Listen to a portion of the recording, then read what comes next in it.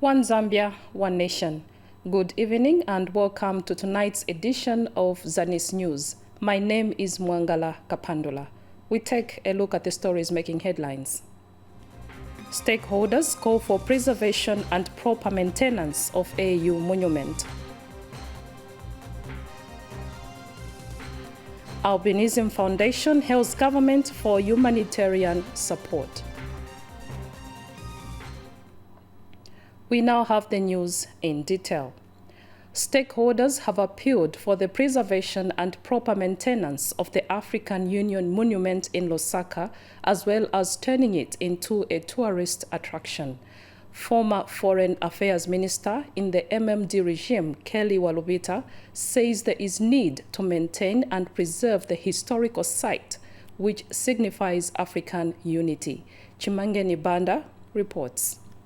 While Zambia has been declared ready to host the African Union Mid-Year Summit this July, government has been called upon to preserve the AU monument in Lusaka that has turned into a deplorable state. The monument, which is located on the island near Addis Ababa roundabout, was erected to signify the unity of African countries following the transformation of the OAU into AU in 2001. Former Foreign Affairs Minister in the MMD regime said it is imperative that the monument is preserved and made one of the tourist attractions for visiting AU dignitaries. This statue with the map of Africa, this was put as a symbol of our participation in the transformation of the OAU into now a solid institutional organization of the African Union. I would even encourage delegates that they should find time to visit this statue, because this is the symbol of the transformation of the organization of African unity into the African Union, and it still stands there. The former minister who presided over Zambia's preparations for the hosting of the 2001 OAU summit urged government to lend cabinet-level support to the Ministry of Foreign Affairs and international cooperation to ensure successful hosting of the mid-year summit. I have all the faith in my government of HH and the Stanley Kakuo that they'll take this is a rare historic event. Every country in Africa wants to host the African Union Summit. Let Stanley Kakubo, His Excellency, not go for this meeting alone. It should be fully supported by two of his colleagues in cabinet and also by the officials. Chimangeni Banda, Zanis, Lusaka. Jane Simalumba reports from Lusaka that asylum seekers who have taken refuge in Zambia have commended the government for following the 1969 Convention of Refugees Act No. 1 of 2017. Rwandan Refugees Association Coordinator Innocent Rukundo says following the treaties that were signed by different member states, the Zambian government is abiding by the international regulations with regards to the welfare of refugees. Here is a report. Zambia has over the years been hosting refugees coming from different countries. Currently, Zambia has over 100,000 refugees in and outside settlements, namely Maheba, Mayukwayukwa, and Matampala. Through the 1969 Convention of Refugees Act No. 1 of 2017, Zambia has been able to manage the welfare of refugees and has made headways in the protection and care of refugees and asylum seekers. A Zanis crew visited the Ministry of Home Affairs, Office of the Commissioner for Refugees, to find out how the treaties that were signed among countries have managed to deal with the refugees in the country. The management of refugees has been made easy through the 1969 OAU Convention, which provides for the rights as well as the responsibilities of refugees. Through the 1969 Convention, Zambia has also managed to integrate and repatriate refugees. Last year in December 2021, and early January 2022, we facilitated the repatriation of 300 Congolese from Matapala refugee settlement to the Democratic Republic of Congo. And before the end of this year, we intend to facilitate the repatriation of over 4,500 refugees. A Zanis crew also managed to meet up with the Rwandan Refugee Association coordinator, Innocent Rukudo, who has lived in Zambia for over 23 years. Here in Zambia, there's this movement, the right to movement, the right to education, the right to health facilities, the right to production. Zambia, I think, is trying to implement all those terms. Zambia, who hosts the 4th African Union Media Coordinating Meeting, slated to take place from the 14th to the 17th of July 2022 at Kenneth Kaunda International Conference Center. Jane Simalumba, Zanis. Zanis News continues. The transitory plans from the Organization of African Unity, OAU, to African Union, AU, were finalized by member states during a summit held in 2001 at the Mulungushi International Conference Center in Lusaka, making history for Zambia. The country will again this year host the high-level meeting, attracting several heads of state and government and over 800 delegates from across the African continent. Miles Kavengo filed in this report. After 21 years, Zambia will again this year host a magnitude meeting which will draw 13 heads of state and government from all the 55 member states of the African Union, AU. The AU is a continental board consisting of 55 member states that was launched in 2002 as successor to the Organization of African Unity, OAU. Zambia was the last country where transitory plans were finalized by member states during the 2001 OAU summit held at Mulungushi International Conference Center in Lusaka. Beyond 1963, they wanted to see the whole of Africa independent, they wanted to end apartheid, and they wanted to do so many other things. And so in the process, they decided that with the whole of Africa having gained independence, apartheid ended, and everything else having been achieved on the political front, they needed to confront the economic challenges of the continent, the social challenges, and all the other factors that they needed to deal with. And so they opted to transition from the Organization of African Unity to simply African Union. Veteran politicians have commended the government for hosting the coming 4th African Union Media Coordinating Meeting, slated for 14th to 17th July 2022. We are very happy as the senior citizens to be that in 2001, during that summit, we didn't have any major scandals that could tarnish the name of our country. And therefore, I have confidence that confidence in the government, confidence in our own people, that they will be able to handle this responsibility with the highest respect. It is very good. We want to congratulate the government for hosting it. It is very important to host. It's not a small thing to host it. So basically, the whole Africa will be here. So that is very significant and it's very important. So as Africa comes to Zambia, Zambia also has to expose herself so that people go back with something about Zambia when they go home. It's very important. Miles Kavengo for Zanis in Lusaka. The Albinism Foundation of Zambia, AFZ, has commended government for the support rendered towards ensuring that their lives are protected. And the foundation has called on those with information on the various albinism attacks to help the police department with their investigations. Ruth Kambita now reports. Awareness Month against albinism has ended. But whether one likes it or not, the trade in body parts of people with albinism is driven by a myth and international inaction. The Albinism Foundation of Zambia has been advocating for equal treatment of people with albinism. The organization has also been campaigning to expose and stop the misconceptions that body parts of people with albinism can bring wealth.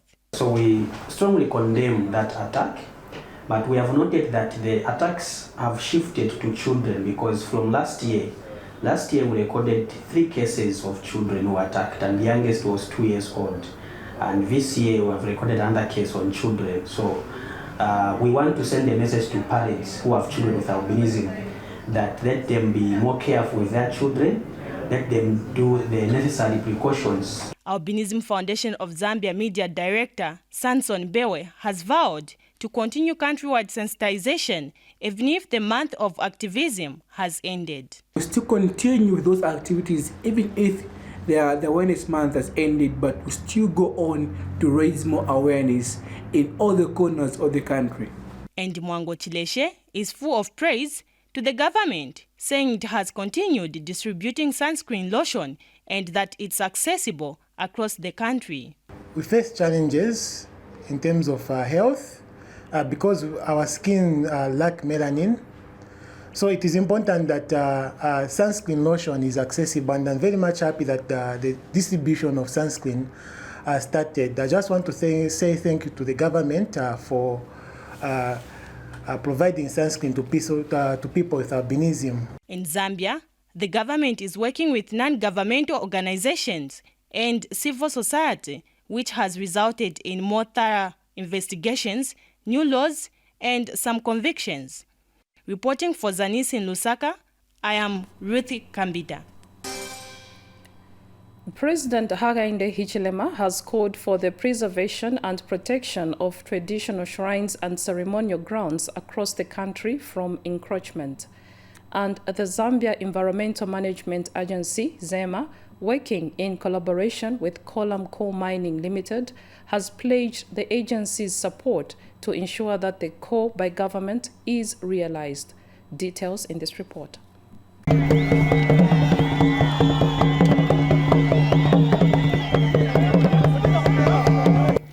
The grand entry of President Hakainde Hichilema, the longest-serving patron of the Rwindi Gonde traditional ceremony. However, this time is coming in as the head of state of Zambia. It is the first to be conducted since 2018 as a result of COVID-19 pandemic, which ravaged not only our country but the rest of the world. It is the first Rwindi ceremony to be graced by our patron, who is attending for the first time ever in his capacity as the head of state for our great nation, Zambia. We are here to work for the people. Traditional leaders, please, we are not competitors. We are here to work together. The same people living in the chiefdoms, live in the polling stations, they live in the wards, they live in the constituencies, they live in the districts and the province and the country. We are serving the same people. So let us pull together. Let us innovate together. Let's care for the feelings of these people. That's why we are reforming a number of things, including our minerals. We want Zambians to have licenses to those minerals. So goes for timber. A strategy has already been devised by Zambia Environmental Management Agency, ZEMA. We are requesting every developer, for every hectare of land where they clear trees, they need to identify another area which is degraded to plant new trees. So that way we expect even an area like Monze will be able to start seeing areas that are properly forested. ZEMA, together with Column Coal Mining Industries Limited, have pledged to continue supporting the promotion of cultural values and traditions. For us to support traditional ceremonies, because as a government agency, we also belong to the people of Zambia, the chiefs, and they are our fathers. So what we have done as ZEMA, to start with, we have contributed waste bins, 20 of them, to this ceremony, so that the rubbish that is generated will not be thrown anyhow, but will be collected and disposed of properly. Column Core Mining Industries Limited cherishes and actually gets very interested in promoting and supporting cultural and tourism values in the whole country basically. So that being the case, also as a company we are committed to improve some of these heritage or ceremonial sites, as it has been alluded to say they need to improve on the sites. Mike Munkombwe, Zanis, in Monze District, Southern Province. We take you to the Copperbelt Province, where exhibitors at this year's Zambia International Trade Fair in Ndola have welcomed the call made by the government to promote value addition on local products for the country's economic boost. We have the rest of the story in the following report. The value addition ideology which the Zambian government has adopted is a sure way to maximize on profit margins from local products and mineral endowments.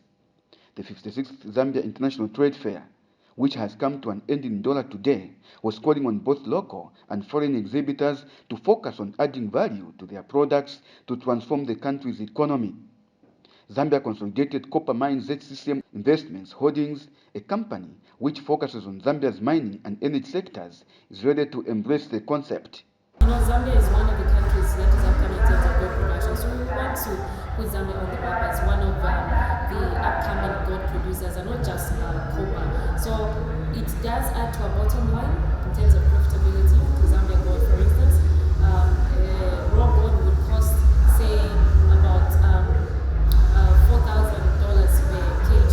When you add value, you can actually triple, within some time double or triple the profits once you add value. So Medium Enterprise Development Permanent Secretary Yvonne Mpundu was also at this year's Zambia International Trade Fair. Conduct some training on those SMEs that are in the incubation stage, and some packages that they are providing, they are ensuring that before an SME is financed, they are taken through some entrepreneurship skills in order for them to appreciate what they're going to be getting to be doing. So President Hakainde Hichilema opened the International Trade Fair on Saturday. This year's Zambia International Trade Fair was held under the theme Promoting Value Addition for Sustainable Growth. Reporting for Zanis in Ndola, I am Sunday Warrior. Still on the Copperbelt, the just ended Zambia International Trade Fair has seen several tourist sites on the Copperbelt record an increase in visitation in the last few days. And the Ministry of Tourism has assured that the government is working towards ensuring growth in the sector. Frank Chingambo reports. Trip to one of the tourist attraction centers on the Copperbelt, Nsobe Game Camp, located in Masaiti district. These are some of the products it has on offer. The place has been a hive of activities during the long weekend. Nsobe is a good place, especially I think around this time to come with families and friends to just relax and have an experience of wildlife, and also just there's fishing activities right behind me. We have chalets, tents, safari tents, game drives, bushwalks, cycling. Tourism is one among main sectors government has identified as economic development stimulants that to enhance revenue collection and job creation in the country. However, there are some factors hampering growth of the sector. It's okay, only that we have network challenges here, so in terms of communication, yeah. The appeal to government is to fix our roads, to make ourselves more accessible. So if our different tourism venues can be linked more accessibly and people can have a good round circuit, it would be much easier for tourists to get around. Minister of Tourism Director Planning Charles Mwishi, who led a team from his ministry, has assured government is committed to addressing some of these challenges identified. The tourism sector, one of the issues that we tackle is to streamline so that we can have a single licensing window. And the other issue, like here where we've come, is that people would want to come to Nsobe, but I think most local tourism, they are fearing the state of the road. But again, that's one issue that government is looking at to ensure that the basic infrastructure that should support the tourism sector is put in place. And one of them is connectivity to tourism sites in terms of either by road or by air so that these places become accessible. 15 kilometers north of Ndola town is the Gama Shod Memorial Site. The site has equally witnessed a significant rise in the number of visitations during this long weekend period. Overall, the visitation levels have highly increased, mainly because we have the international airport in the neighborhood. We're winding up the trade fair, so during the time of the trade fair, the numbers had boosted. Copperbelt Province has unique natural and cultural heritage tourism sites which present significant investment potential and opportunities for the development of the sector. Frank Chingambu reporting. Zanis News. That item by Frank wraps up Zanis News, but before we go, a recap of the headlines. Stakeholders call for preservation and proper maintenance of AU monument. Albinism Foundation hails government for humanitarian support. Thank you for being with us, but do make a date with us this Thursday at the same time. On behalf of the production team, this has been Mwangala Kapandola saying bye-bye and God bless.